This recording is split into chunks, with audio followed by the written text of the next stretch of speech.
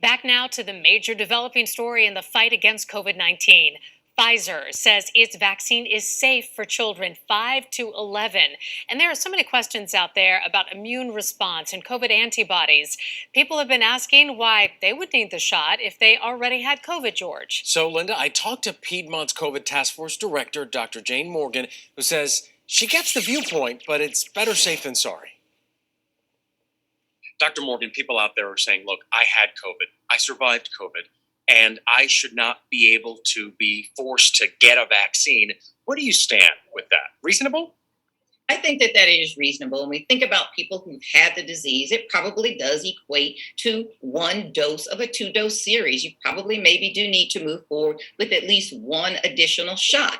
That being said, that's reasonable and that makes sense. It does make sense, right? But now I want you to put on your doctor hat, right? Scientific data is a different thing. Scientific data is absolutely a different thing. And we have no data to substantiate and support that. And that is why the CDC, data-driven organization, wants all people, regardless of whether you've had COVID infection or not, to move forward with full doses of the vaccines because we have no data to demonstrate otherwise. And again, at this point, you don't want to take a chance, right? If there's a vaccine out there, after you do your research and decide if that's right for you. Dr. Jayne Morgan, Executive Director of the COVID Task Force at Piedmont. Thank you.